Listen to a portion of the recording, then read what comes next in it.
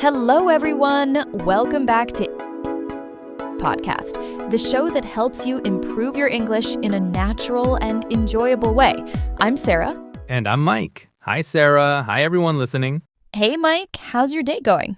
It's been really productive, actually. I spent the morning reviewing some interesting language learning research, which is perfect timing because of today's topic. Oh, that's great. Yes, today we're diving into something that I think many of our listeners struggle with. Let me guess. Thinking in English? Exactly. Today's episode is all about how to train your brain to speak in English naturally without constantly translating in your head. This is such an important topic. I remember when I was learning my second language, I used to translate everything word by word in my mind. It was exhausting. Right? It's mentally draining, and it really slows down your conversation. But here's the good news for everyone listening. It doesn't have to be that way. Exactly. There are practical strategies you can use to retrain your brain. Before we jump in, though, we should mention something to our listeners. Yes, if you're enjoying this podcast and finding it helpful, please take a moment to like this episode and subscribe to our channel. Subscribing really helps us reach more English learners like you, and it means we can create more content to support your learning journey. Also, if you know someone who's learning English, share this episode with them. Learning is always better when you can discuss it with friends. Absolutely. Okay, Sarah, I'm ready. Let's talk about training our brains. Perfect. So, Mike, let me ask you this. When you were translating everything in your head, what was the biggest problem you noticed? The biggest problem. I'd say it was the delay. Someone would ask me a question and there would be this awkward pause while I was processing. Right, because your brain was doing double work. Exactly. First, I had to understand the English, then translate it to my native language, then think of my response in my native language, and then translate it back to English. That's 4 steps when it should just be 2. Understand and respond. It's no wonder conversations felt so challenging. And you know what's interesting? Many intermediate learners, even at B1 level, still do this sometimes without realizing it. Really? Even when they already know a lot of English? Yes, because it's a habit. Their brain has been trained to use that translation pathway, so it automatically goes there, especially when they're nervous or tired. So we need to create a new pathway in the brain. Exactly. We need to build what neuroscientists call neural pathways directly in English. Neural pathways. That sounds very scientific. It does, but the concept is actually simple. Think of it like this. Imagine your brain is a forest, and you need to get from point A to point B. Okay, I'm imagining it. At first, there's no clear path, so you have to push through the bushes and branches. It's slow and difficult. That's like when you're first learning English and everything feels hard. Right, but if you walk the same route every day, eventually you create a clear path through the forest. The grass gets worn down, the path becomes obvious, and soon you can walk it easily without thinking. Exactly. That's what happens in your brain with language. The more you think directly in English, the stronger that pathway becomes. Until eventually it becomes automatic. Precisely. So today, we're going to give you practical strategies to build those English pathways in your brain. I'm excited about this. Where should we start? Let's start with what I call mental substitution. Mental substitution? Tell me more. Well, most people at B1 level already know a lot of English words and structures. The problem isn't knowledge, it's activation. Activation. Yes, the words are stored in your brain, but they're not active. They're like books on a shelf that you never take down and read.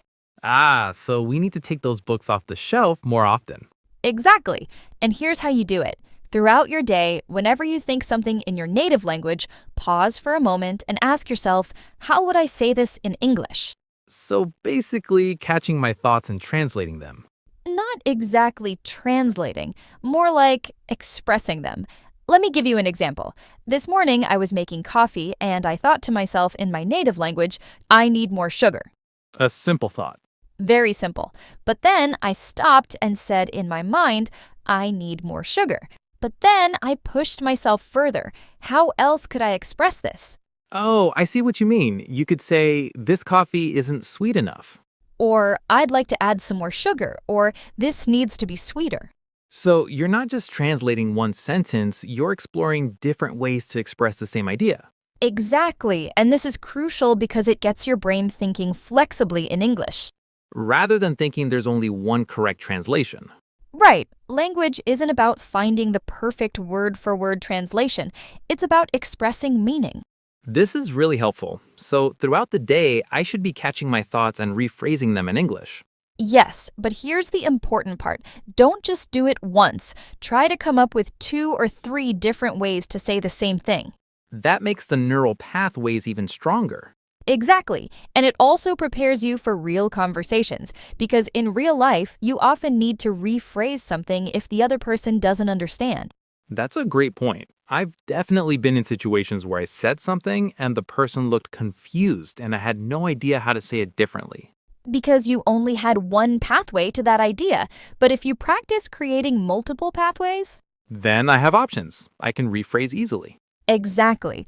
Let me give everyone listening a practical exercise for this week. Yes, homework time.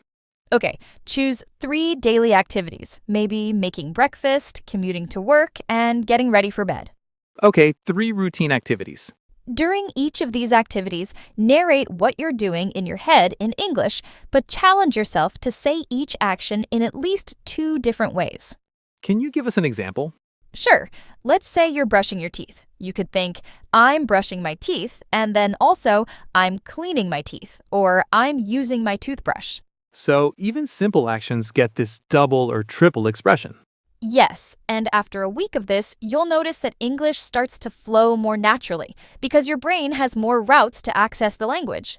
I love this. Okay, so that's our first major strategy, mental substitution with multiple expressions. Right. Now let's talk about something that I think is often overlooked, the power of inner monologue. Inner monologue. You mean like talking to yourself? Exactly. And I know some people feel weird about this, but it's actually one of the most powerful tools for language learning. I have to admit, I do this sometimes. When I'm walking alone, sometimes I have entire conversations in my head. And do you do it in English or your native language? Usually my native language, but I guess I should be doing it in English. Well, here's the thing. You don't have to do it all in English right away. That can be overwhelming. So, what do you suggest? Start by having a bilingual inner monologue. Think of a sentence in your native language, then repeat it in English. So, I'm still translating? At first, yes, but here's the key. You're doing it in a low-pressure environment. There's no one waiting for your answer, no one judging your grammar. So, it's a safe space to practice. Exactly. And over time, you'll notice something interesting happening.